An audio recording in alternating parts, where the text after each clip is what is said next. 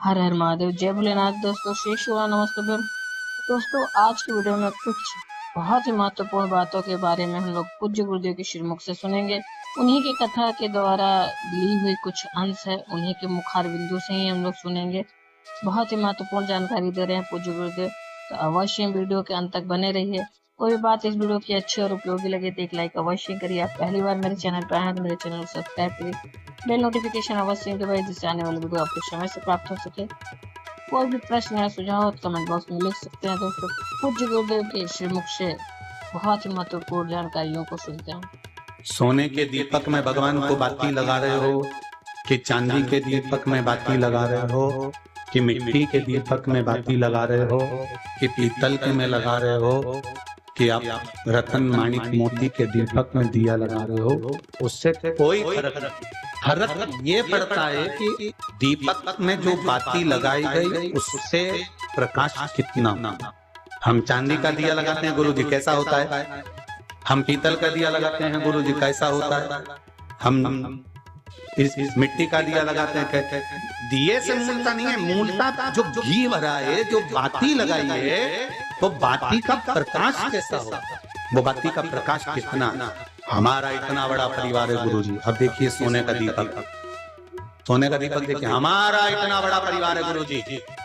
मेरे इतने सारे दोस्त हैं, मेरे इतने सारे रिश्तेदार हैं, ठीक है, ये सब सोने के दीपक है। प्रकाश किसका कर रहे हैं? जब आपका समय आया, जब आपका घड़ी पल बेकार आया, समय बेकार आया, तो आपके रिश्तेदारों ने, आपके कुटुंब ने आपको 2-2, 5-5 लाख रुपए लाके दिए क्या?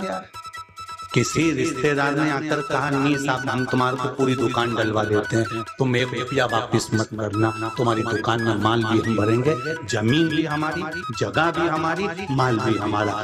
क्या रिश्तेदारों के पास में धन नहीं था क्या? खूब संपदा नहीं थी क्या? ये सब सोने के दिए दिख रहा है। हमने भगवान के सामने सोने का दिया लगाया। मेरा तो इतना बड़ा परिवार, मेरा इतना बड़ा कुटुंब, मेरा इतना बड़ा कबीला, मेरे इतने रिश्तेदार।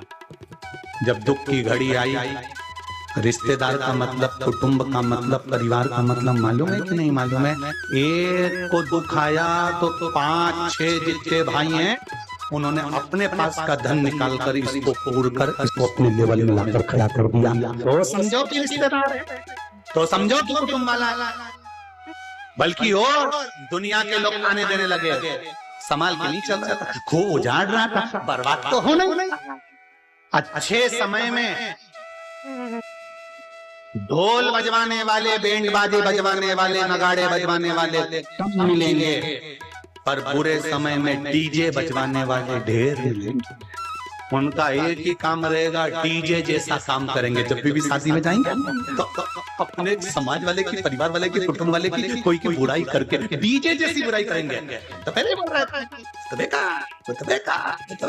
अब डीजे बज रहा और सब सुन रहा, और उन्होंने सुना, उसने जाकर दूसरी जगह कहा, दूसरे ने तीसरी जगह कहा।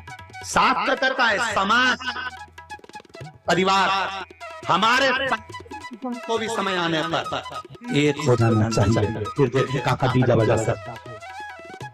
गाय नमस्ते बाबा, मेरी बेटी जो 7 साल की है, जिसकी आवाज निकलना अपने आप बंद हो गई, मुंह से कुछ बोल नहीं पा रही थी। डॉक्टरों का इलाज करवाया, खूब लंबा इलाज चला, पर आवाज लौट कर वापिस नहीं आई।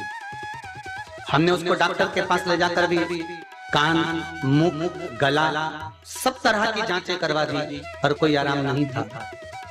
सारी तरह की औषधि उसको खिला चुके थे, क्योंकि बेटी का जीवन है गुरुदेव, तो कैसे वो मुख से बोल पाए। सारे इलाज, सारी जांचें बड़े से बड़े हॉस्पिटल में करा दी, पर उसकी आवाज वापिस नहीं आई। हम परेशान हो गए। बाबा, मेरी नानी ने कहा आस्था पर शिव महापुराण की कथा आती है, उसको सुनो। कथा सुनना प्रारंभ करा, 1 लोटा जल और 1 बेलपत्र का उपाय किया। शंकर भगवान से रोज विनती करी, बाबा इसकी आवाज वापस दे दो। फिर क्या बताऊं बाबा, जैसे ही मेरी बेटी को हमने जल देना बेलपत्र खिलाना प्रारंभ करा, लोटा भर के जल चढ़ाना प्रारंभ करा, बेटी को भी लेकर जाते और एक लोटा जल चढ़ाते और शंकर जी से प्रार्थना कर कर मंदिर में ही बेलपत्र खिलाकर पानी पिला देते। आज मेरी बेटी की आवाज वापिस आ गई, उसके लिए मैं बाबा को धन्यवाद देने के लिए आया। श्री शिवाय नमस्तुभ्यम। बैठिए बाबू, बैठिए। श्री शिवाय नमस्ते। शिवाय नमस्तुभ्यम। करते हैं दोस्तों, ये जानकारी आपको अच्छी और उपयोगी लगी होगी। अगर अच्छी और उपयोगी लगी एक लाइक अवश्य ही करिए। और पहली बार मेरे चैनल पर आए तो मेरे चैनल सब्सक्राइब करिए, बेल नोटिफिकेशन अवश्य ही दबाइए, जिससे आने वाली वीडियो आपको समय से प्राप्त हो सके। दोस्तों कोई भी प्रश्न या सुझाव हो तो कमेंट बॉक्स में लिख सकते हैं। फिर मिलते हैं दोस्तों एक नई वीडियो में नई जानकारी से। तब तक के लिए हर हर महादेव, जय भोलेनाथ दोस्तों। शिव शिवाय नमस्तुभ्यम। धन्यवाद दोस्तों।